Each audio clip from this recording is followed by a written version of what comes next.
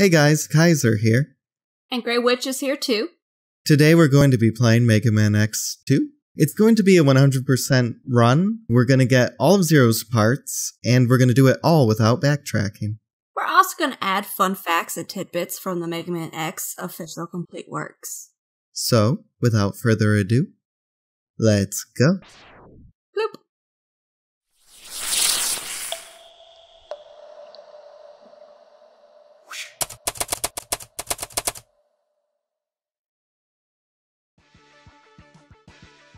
Okay, and off we go. This guy coming up here, that's Green Biker Dude. He gave his life for the cause, and he'll never be mentioned again. May he rest in peace. So, in Megaman X2, it takes place about 6 months after the first one. Zero is dead, and X is now leading the Maverick Hunters. And one thing I like about Megaman X that you can tell right off the bat that X has grown as a Maverick Hunter. He's a lot more confident. He's leading, and he is tracking down the rest of the Mavericks from Sigma's Rebellion in this opening stage. Yes. Gameplay-wise, you keep the dash. You give up all of your armor, but you keep the dash. So I'm sure a lot of, Mega Man X players agree that this intro stage is way better than the one from the first game. Also, fun fact, this boss was called the Tsudabot, or the Tsuda Robot, around the office. That was one of the developers, and apparently he resembles that robot very much. Well, we'll just have to take their word for it. Yeah. These are the X-Hunters. They're the big bad of this game, you could say. They're very suspicious. Yes, they're very suspicious. Suspiciously suspicious. Who's that X-Hunter? It's Agile. Okay, I like to start out with Wire Sponge because his heart tank and his sub tank are easy to get.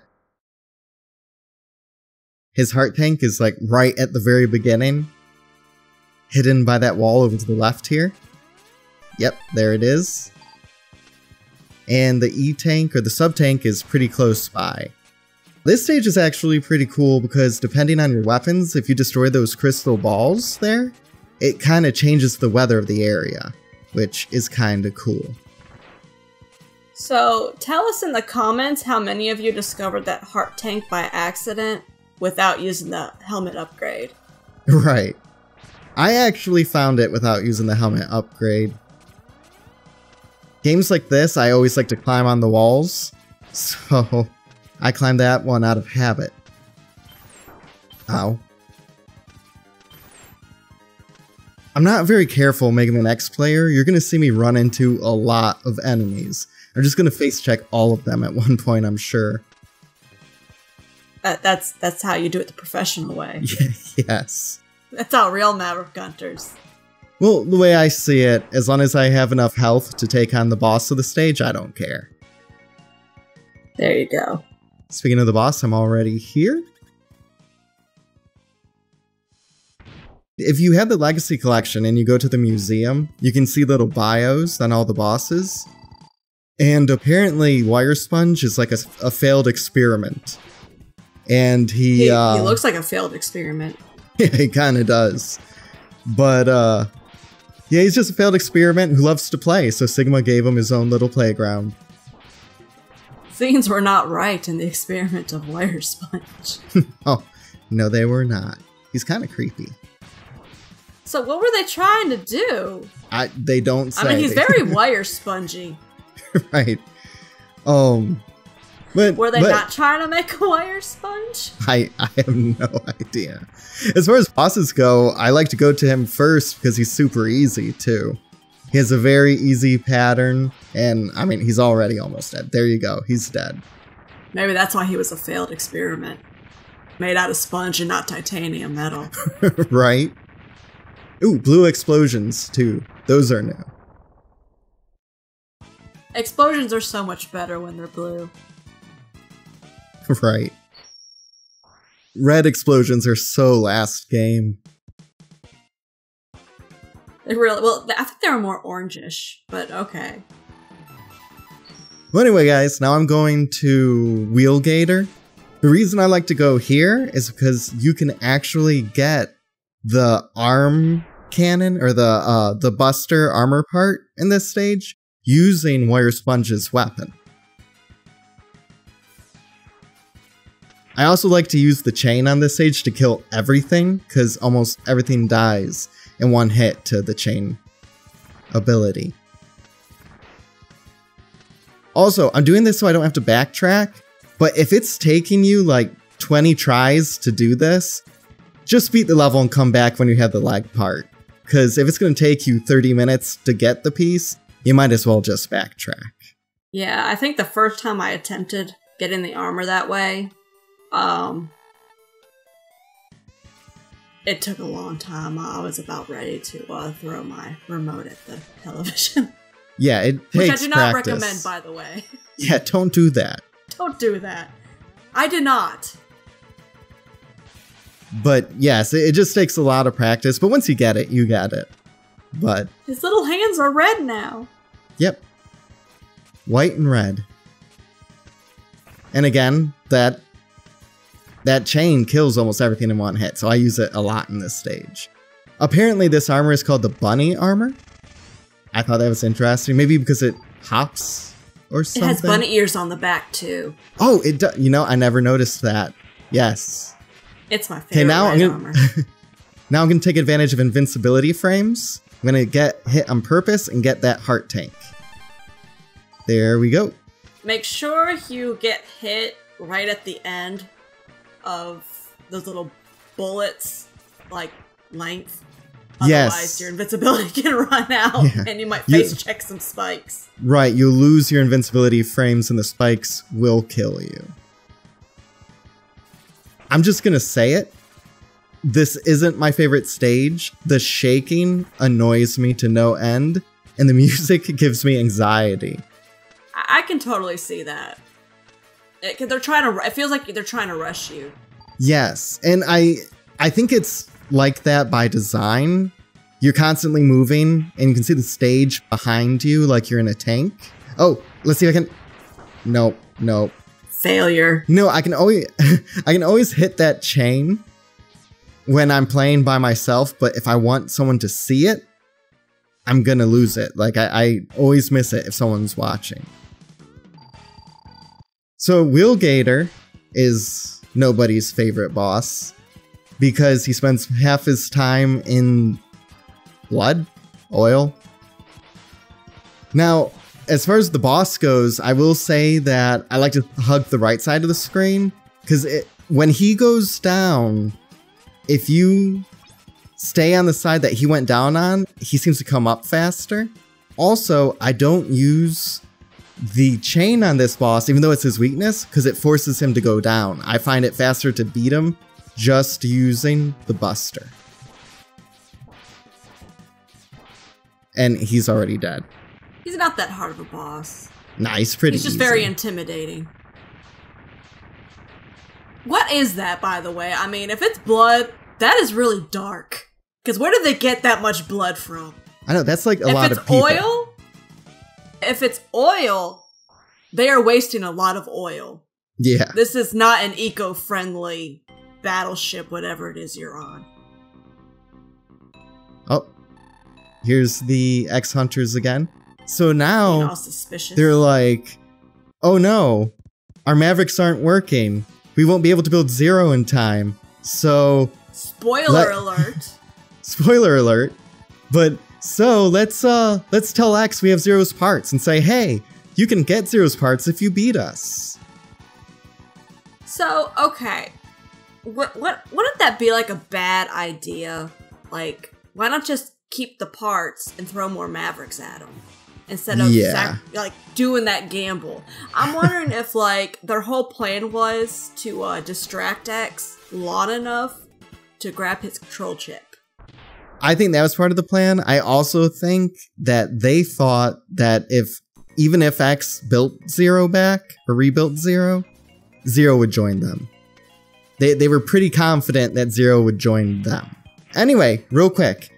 This part here, you have to make sure that you tap the jump button if you want to make it all the way across. Yeah, don't hold it down. Just, like, button mash the jump button. Yeah. And this is probably my favorite stage in the game, to be honest. It's so peaceful and relaxing. It is. The crystal, I feel like this is the ice level of the stage, since this game doesn't have an official ice level. But the music is very similar to the ice level music of the other games in the series. I like doing this fight before taking on the X Hunters because I like having this in case they wind up on Moth stage, because you need the crystal ability to get the heart tank on that stage. And here's the head armor. Dr. Light no longer believes that you need to break blocks with your head, and instead is giving you some sort of scanner to look for, Stuff. Neat stuff, like heart tanks and E-tanks and X-heads that give you extra lives. It's a cool idea, but once you know where all the secrets are, you never use it ever again. Well, I think that it's almost like they just don't know what to do with the head part. Yeah. I think, and they kind of do it again in Mega Man X3.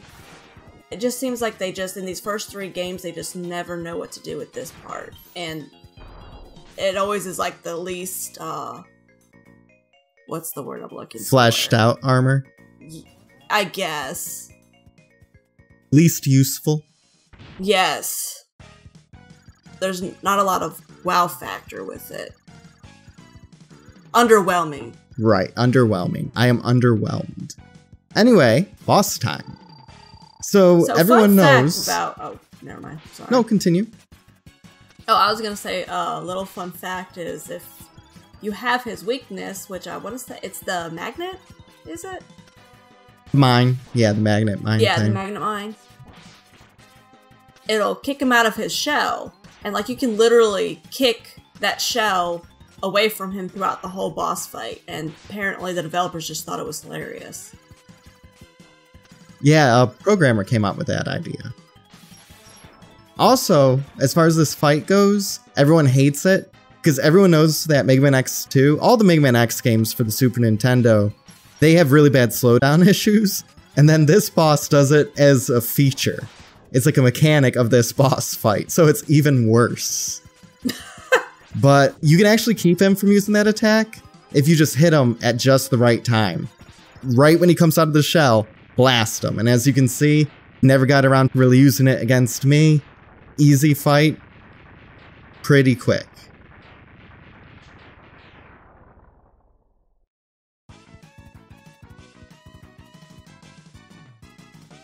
Do-do. He's always so proud of himself. Yeah. Okay, now I'm gonna start going for the Zero parts. I'm gonna start with Bubble Crab. I hate that crab like so much. His AI is just so dumb. I have literally thrown a spike wheel and he turns around and jumps into it. This is personally my least favorite level. It's up there with the alligator. Water levels in general are pretty bad. I don't understand why developers think that players like water levels. So this is annoying because if we want to do the Agile Fight, I think that's who landed on this level. Mm-hmm. We need to beat this thing within a certain amount of time. But first I want to get the heart, which is right up here. Let's see if I made it. And then get that, jump down, and then time to start attacking the fish tank thing again. Ow. Having those Buster armor parts just really come in handy throughout this game. Yeah, that's why I try and get it pretty quickly in my playthroughs. Okay, he's almost done. Are you gonna make it? I just need to hit that. Ow. I just need to hit that thing one more time, I think. Come on. Okay, there we go. There you go. Now, for the E-tank, or the sub-tank, or whatever you want to call it. If you... Okay, so... You're kind of utilizing a bug, right? Okay, so fun fact. This whole jumping on the water thing was supposed to be an armor upgrade, but it was taken out of the game. Or it was supposed to be taken out of the game, but it was left in. A developer actually got in big trouble with Inafune because of that. But the whole me jumping up there thing, yeah, it's kind of a bug. I guess you can say it's like one part of the stage where the mechanics, the water mechanics, work a little too well. Yep, and it's agile. So I like how you can tell he's talking fast by how fast the text goes across the screen. And not just because, you totally skipped past all of it. Right. But, like, I thought that was a clever little way to, yes. when you don't have voice acting. But this is like the easiest out of all of them. I think. This is the easiest guy. The easiest out of all of them. I'm sucking him up right now, but usually you can just keep him in a loop where he just I don't know, Surges is slashes, pretty easy. And he's dead. No, this guy's the easiest one. I might have to disagree. I think we can both agree that Violin is just a bitch. Yeah, he's a jerk. So there we go. He's dead. On we go straight to the boss fight. The dumbest... Bubble Crab is weak to the saw. That's what I'm weak to. I don't know about you, but if I ever get a saw to the face, I think I'm going down too. Yeah, especially when you're protected by a bubble. I know, right? Saws are sharp. Nothing could ever penetrate the bubble. Who could get through it? But yeah, nobody's ever seen the Blair Thumb, watch it. Yeah. But yeah, I don't like this boss. His hitbox is always super weird for me, and I always get hit at least once, unless I'm being super careful. But as everyone can see, I can't be bothered to be careful. And there we go. He's dead. See, he did it. He undid his bubble and walked into it. Like, why? He didn't undo his bubble. The saw undid his bubble. Okay, well, he still walked into it. Yes, he did. He's like, whatever. Probably gonna lose anyway. Yeah. I'll come back later in the game. Anyway, guys, that's all the time we have for part 1. Thanks for watching. If you liked this video, give it a thumbs up. If you didn't, give it a thumbs down. Comment below if you like what you see, if you have any ideas for future videos, or if you have any Mega Man X stories of your own. And if you want to see the next part, hit that subscribe button so that you're notified when we come out with more content. Also, don't hit that down button, that thumbs down button. They can hit it if they want. Anyway, guys, again, thanks for watching. You guys have a good one. See ya. Bye.